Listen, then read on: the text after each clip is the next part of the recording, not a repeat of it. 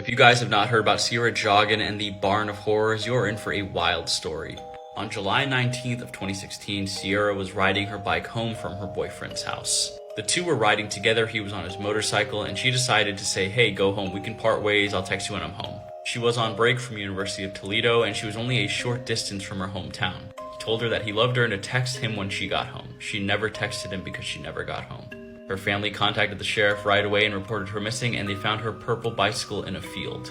She was just half a mile away from home. They found a lot of evidence in the field, including blood on the corn stalks, broken corn stalks, men's sunglasses. These all pointed to a struggle going on. It was looking more and more like an abduction. A farmer then found a blood-stained motorcycle helmet and turned it in. The first suspect was her boyfriend Josh. However, the family had no doubts that it was not Josh because he treated her very well according to them, and he was very cooperative and let them search everything. The sheriff decides to search nearby homes. He goes to the home of James Worley, and Worley immediately starts acting suspicious and incriminating himself. He said he was out by the cornfield, lost his helmet, his screwdriver, a box of fuses, and sunglasses, all which were found at the crime scene. And mind you, none of this had been released to the media yet. The police were keeping a tight lid on this, so once they heard this, they knew it was him.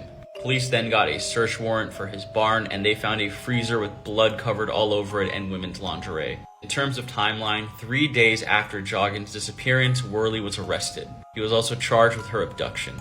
Later that day, they would find her body tied up and gagged in a shallow grave 2 miles away from the barn. Before Sierra was abducted, there was a woman in the 90s by the name of Robin Gardner that was also abducted by Worley. However, she escaped and lived to tell the story. She went on to testify for Sierra in court. Even though Worley was found guilty originally in the 90s for kidnapping Gardner, he only served 3 years. However, Sierra's case was much different than that. They found him guilty on all counts. He's now currently awaiting execution on death row.